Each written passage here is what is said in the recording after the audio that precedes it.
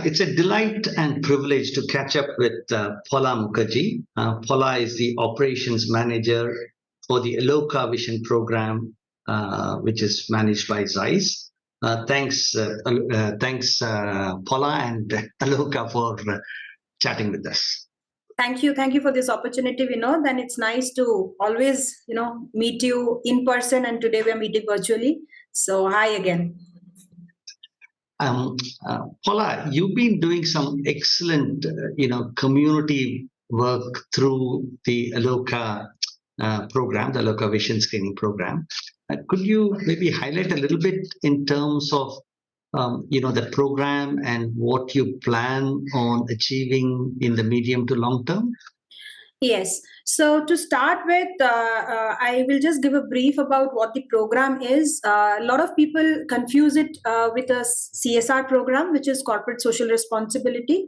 But Aloka is a social responsibility business model.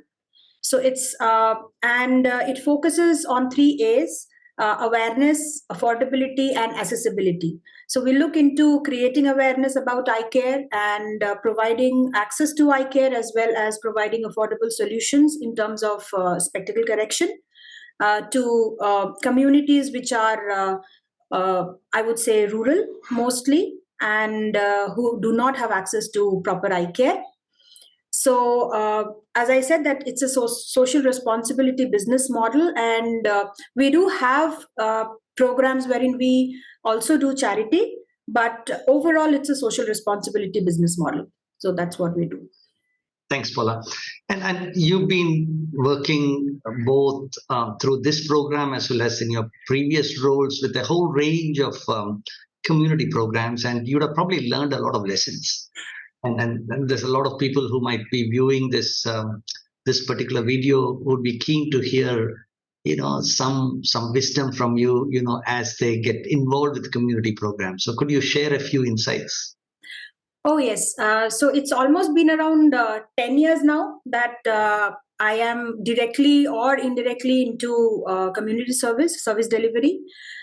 So when it comes, because professionally I am myself an optometrist, so it's always, a privilege going and touching the lives of people personally when you go for screenings and doing eye test.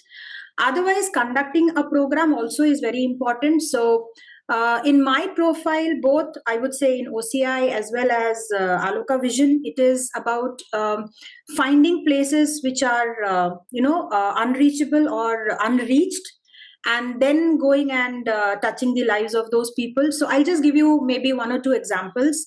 We have something called Yatra in Aloka, which is a very interesting program. So what we do is we select a stretch of maybe around 200 to 250 kilometers, which is like interiors, maybe, forest area or maybe interior rural areas. And then we plan camps. We connect with the NGOs there who are doing community services there. We connect with them, and then we travel to those places. And I'll tell you, those terrains are actually unreached. So recently we did a yatra and it was a 10-day program, and we connected with NGOs who work with the tribal communities of Andhra. So they did not had any access to eye care. So we went there. We traveled to all the villages over there. So we almost covered around 40 tribal villages, which has had population of around 25, 30, 50, like that. And we conducted camps for them, and it was for the very first time they were having access to any kind of eye care services. And also along with that, we try to close the loop. It's not only by providing spectacle, but also connecting with them with hospitals, wherein if they have some, further procedures to be done, maybe a cataract or a glaucoma evaluation, we also make sure that they will get that done by the hospital, and the loop is closed. So this is one experience which is with, like, there's regularly we do screenings, but this is one which is very close to our heart, and we do it twice in a year.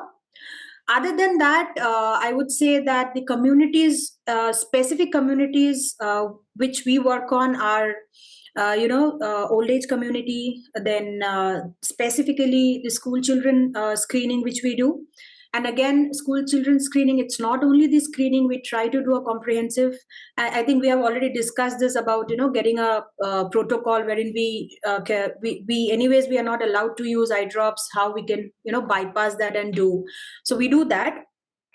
And other communities wherein, so we also try, and the most important thing what we do is try to reach the unreached. That is, my current job is to find out places and go there and do the service. Yeah.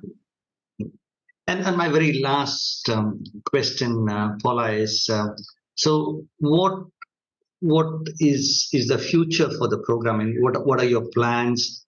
Maybe over the next 5-6 years, that you would want to achieve. But parallelly, at the same time, based on the extensive work that you've done, over the last decade, what would your thoughts be for other NGOs on how we can make a big difference for India?